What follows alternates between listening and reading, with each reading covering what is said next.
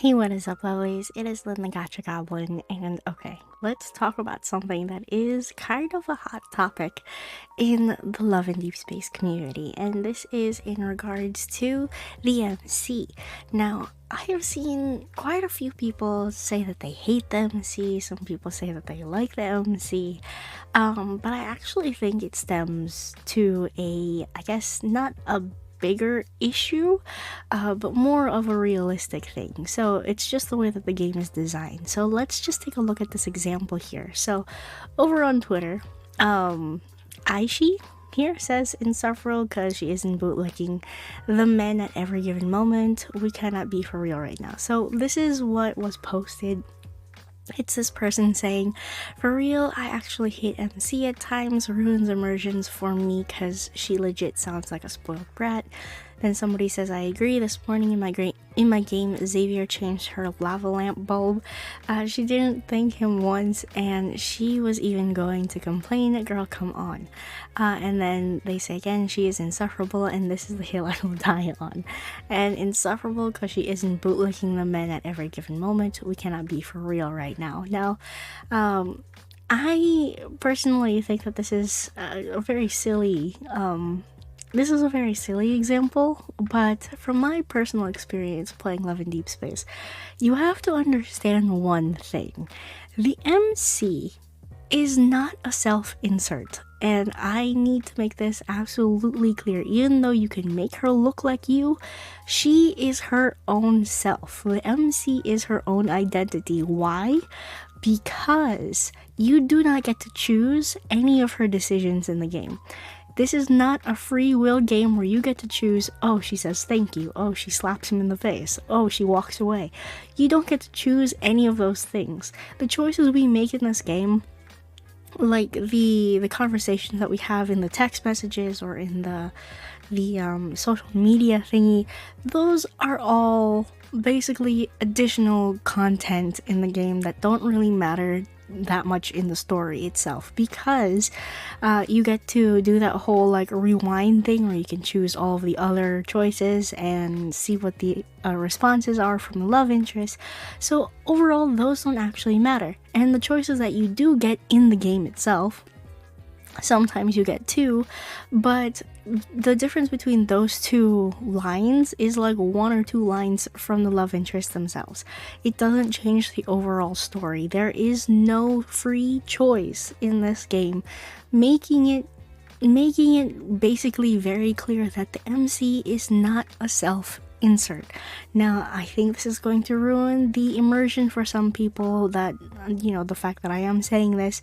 I actually made a previous video on this topic when my audience was very small, and it is something that is very interesting to see.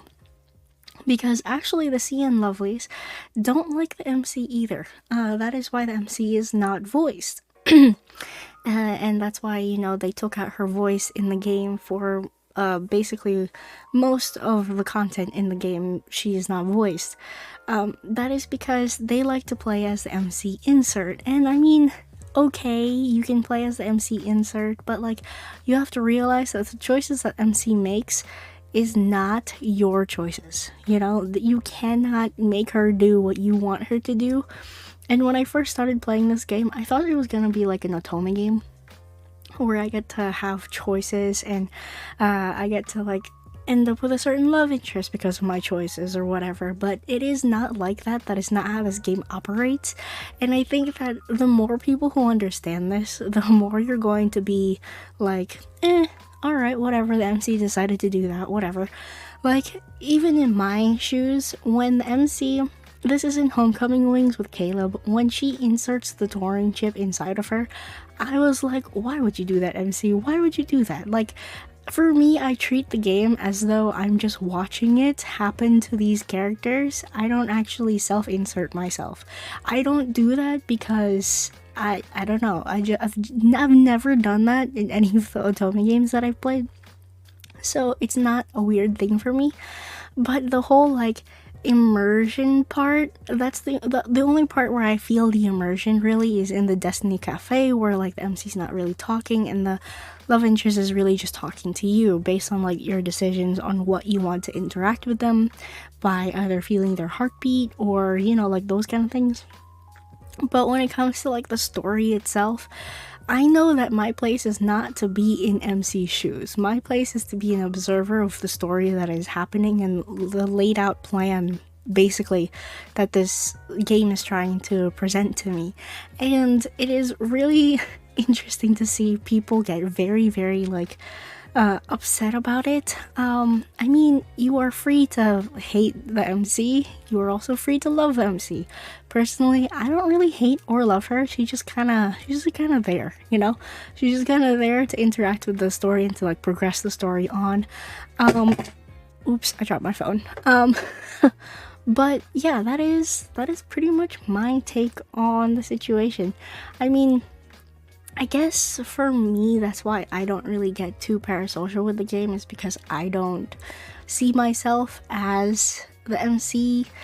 Actually, like in Radiant Brilliance with Silas, where, you know, Silas is hugging the MC and like you get to see her face and all of that, I think it's really cute, but I don't feel like that's me, you know. Like all of the scenes where I see him or, you know, the guy's love interest kissing the MC, I'm like, oh, they're kissing the MC, not me, you know what I'm saying? Like it's just I'm observing their love stories. The only time where I feel like, you know, it's super fun to play the game is in the Glint photo booth where you can take the MC out.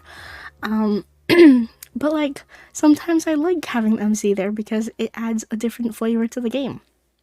That being said, like I said earlier, it is a-okay if you don't like the MC or if you like the MC. I mean, it's just kind of like your flavor of the month. If you happen to like all of her decisions, then I guess you are the MC, but if you don't like them, then I guess you can't really change it, now can you? There is no changing the storyline of this game, and I think that might be a little bit upsetting for some people out there.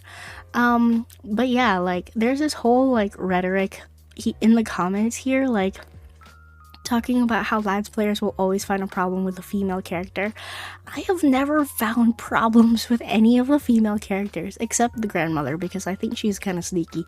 But like all of the other hunters in the game, the ones that, you know, pop up, I think, oh god, what are their names? I forgot their names, but I find them so cool. Like they're really, really cool. Would I want them as a love interest? No, but they're really fun to interact with in the game, especially in like the text messaging portions.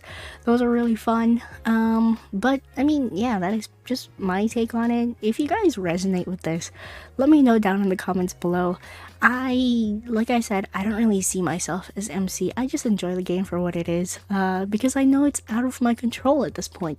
If you wanted to be a self-insert, I would recommend, like highly recommend, choosing a game where you get, like, your choices actually matter. But that is just me. That's just my opinion. But yeah, let me know what you think down below in the comments. I feel like this kind of fighting is not necessary in the space. I feel like it is just added nuisance in this community where it shouldn't really be something like that. But yeah, that is pretty much my take on it. Let me know what you think down below in the comments. Thank you all so much for watching. I am Lynn, the Gacha Goblin, and I will see you lovelies in the next video. Bye bye now.